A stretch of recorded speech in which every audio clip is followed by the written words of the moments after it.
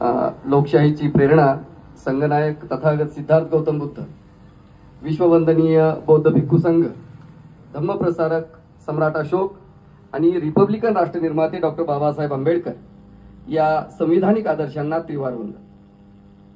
Republican party of इंडियाचे राष्ट्रीय अध्यक्ष, केंद्रीय सामाजिक न्याय राज्यमंत्री डॉक्टर रामदासजी आठवले, महिला आघाडीच्या राष्ट्रीय अध्यक्षा आदरणीय सीमाताई आठवले आणि आज रिपब्लिकन पार्टीच्या वतीनं नगर परिषद निवडणूक, सार्वत्रिक निवडणूक 2025 या निमित्तानं लोकविकास महाआघाडी या महाआघाडीमध्ये रिपब्लिकन पार्टीचं आगमन याचा समारोह आम्ही या ठिकाणी संपन्न करत आहोत. आणि या समारोहासाठी, या समारोहात परिवर्तन करणारी पार्टी म्हणून राजकीय पटलावर इस्टॅब्लिश झाली.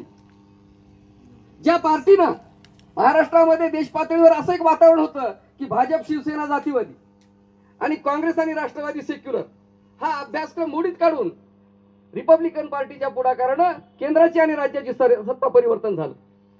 आणि डॉक्टर रामदासजी आठवले यांच्या आदेशानं आम्ही भारतीय जनता पार्टीच्या सोबत लोकसभा असेल, विधानसभा की रिपब्लिकन पार्टी जी बाबासाहेबांनी जन्माला घातलेली आहे, जी भारताच्या संसदेमध्ये किंवा तत्सम सभागृहामध्ये रिपब्लिकन पार्टीचा प्रतिनिधी याच्यासाठी पाहिजे की त्यांनी संविधानिक आणि जनकल्याणाच्यासाठी आपलं जीवन दिलं पाहिजे.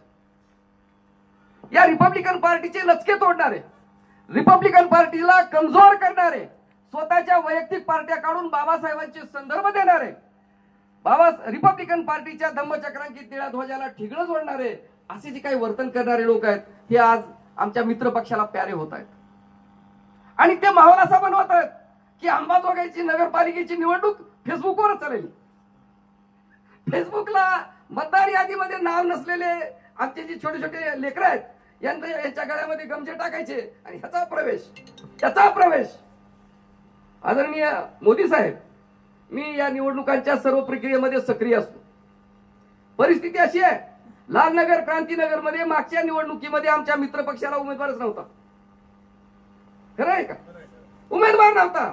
म्हणजे एखादा कमजोर मरतुकडा उमेदवार जर द्यायचा म्हणलं तर तसला सुद्धा उमेदवार नव्हता. आमचा उमेदवार त्या ठिकाणी होता.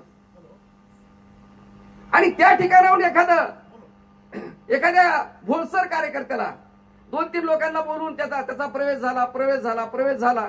अरे किती डोकं पिकवायचं आमदार साहेब? डोकं पिकलं. आणि हे चळवळीचे, अरे सांगते एका संघटनेचं, रिपब्लिकन पार्टीची महायुती अतिशय म्हणजे आम्ही सन्मानाने त्या ठिकाणी आहेत, तर यांना तिथं जायची काय गडबड आहे? हा सगळा माहोल हे रिपब्लिकन पार्टीच्या कोर कमिटीच्या कार्यकर्त्यांनी बारकाईनं बघितला आणि विचार केला, हे काय चाललेलं आहे? हे मतदान वितरणाचं काही चाललेलं नाही. ते हा सगळा माहोल बनवणं चालू आहे, पोरखेळ चालू आहे. मतदान या आम्ही सुद्धा अंबाजोगाई शहरामध्ये फिरतोय. पूर्ण मतदान हे आदरणीय राजकिशोरजी मोदी यांच्या पाठीशी खंबीरपणाने उभा आहे. घराघरामध्ये, गल्लीमध्ये, चौकामध्ये काय चर्चा चाललेली आहे आम्ही बघतो. आणि हे याचं कसलंही भान नसलेले म्हणजे, मालक तुम्ही मला रिचार्ज करा, रिचार्ज केल्यावर मग मी 2-4 पोस्ट टाकीन आणि मग मला आल्यावर मला थोडी शाबासकी पण देत जा, असे जगणारे जगे लोक जर बाहेर असतील तर काय होणार आहे? या पिरियड मध्ये रिपब्लिकन पार्टीने असं ठरवलं, तेही आदरणीय डॉक्टर रामदासजी आठवले आणि आदरणीय सीमाताई आठवले यांच्या आदेशाने आम्ही हे ठरवलेलं आहे. साहेबांनी सांगितलं की मित्र पक्ष जर निवडणुकीमध्ये दुर्लक्ष करीत असेल तर त्या ठिकाणी तुम्ही आघाडी करा, युती करा आणि रिपब्लिकन पक्षाचा संदेश आणि रिपब्लिकन पार्टीचा कार्यकर्ता सभागृहामध्ये गेला पाहिजे यासाठी संघर्ष करा. हा आदेश आल्यामुळं आम्ही सगळे, दीपक बरोबर आहे, यानुसार आम्ही या ठिकाणी बैठक घेतलेली आहे आणि यानुसार आम्ही हे चाललेलो आहे. मनोज भाऊ इंगळे आमचं सेंट्रल ऑफिस चौकात आहे साहेब, बरोबर आहे. कुठं काय चाललंय सगळी खबर दिल्यानंतर माणूस पुढे जातोय. एवढं समर्पित कार्य कोणत्या पक्षाचं? कुणाचंच नाही. म्हणून आम्ही आजच्या तारखेला असं सांगू इच्छितो, आमदार महोदय तुम्हाला याच्यासाठी थांबवलं आणि सगळे धुवून काढू आम्ही.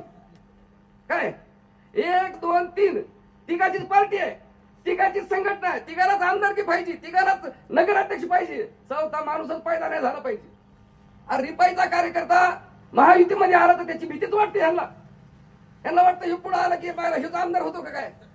अरे आम्ही आमदार जरी नसलो तरी राष्ट्रपतीपेक्षा लय रुबाबात दिसतो आम्ही. काय आमचं बघा अजून बार काही आमच्याकडे आहे ना. म्हणून आम्हाला असं म्हणायचंय की स्वाभिमानासाठी सन्मानासाठी अंबाजोगाई शहराच्या विकासासाठी, अंबाजोगाई शहर हे आरोग्य नगरी आहे, बरोबर आहे. या आरोग्य नगरीचा सन्मान आम्हाला राखायचा आहे. विकास झाला, विकास कसा चाललाय आदरणीय आमदार महोदय? विकास कसा चाललेला आहे? 2016ला निवडणूक झाली, 2016 ते 21, 21 ते 2025 पर्यंत निवडणूकच नाही.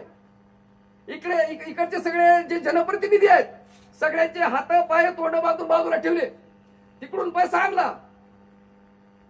इथला प्रशासक, गुत्तेदार आणि हे त्यांच्यामध्ये तिसरं.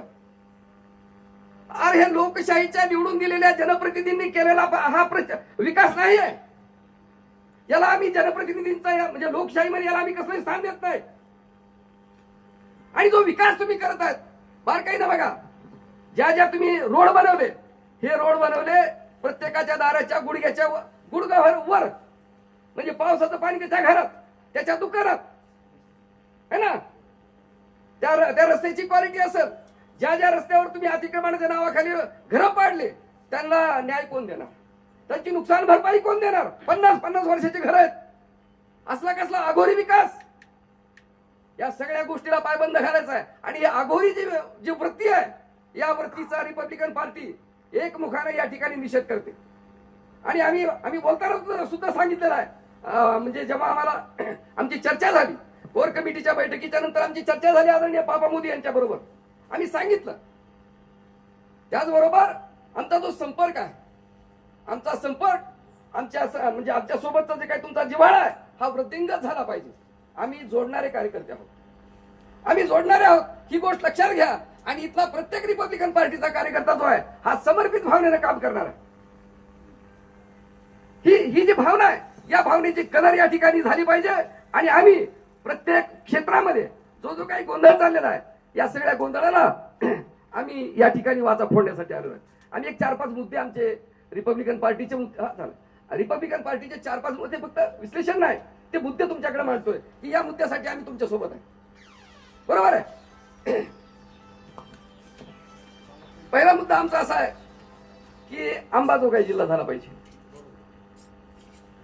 मला असं वाटतं की आपल्या रिपब्लिकन पार्टीच्या कार्यकर्त्यांनी या मुद्दा वाचल्यानंतर टाळ्याच्या गजरात त्या मुद्द्याचं स्वागत करावं.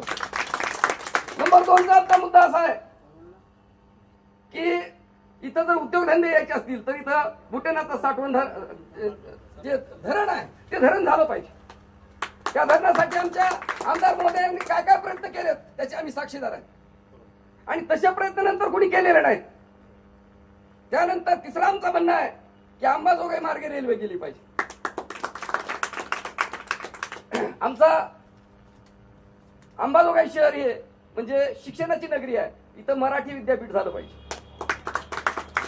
5वा आमचा महत्वाचा मुद्दा आहे आदरणीय नगराध्यक्ष महोदय, की जसे तुम्ही घरकुलं दिले गोरगरिबांना, आपल्या अंबाजोगाई शहरामध्ये अतिक्रमण हटवण्याच्या नावाखाली छोटे जे उद्योगधंदे करणारे लोक आहेत या सगळ्यांना तुम्ही बेरोजगार केलेला आहे, वाऱ्यावर सोडलेला आहे. जिथं ते बसत होते तिथं जाळ्या लावल्या, तिथं त्याच्या अवतीभोवती सुद्धा त्यांनी फिरकू नये. मग जगायचं कसं? तुमच्या शहरामध्ये माणसं जगणार नाहीत आणि विकास कुठला दाखवायचा? संतुलित विकास. पहिल्यांदा जे जे अतिक्रमण उठणार आहेत त्या लोकांच्यासाठी व्यवस्था व्हायला पाहिजे होती.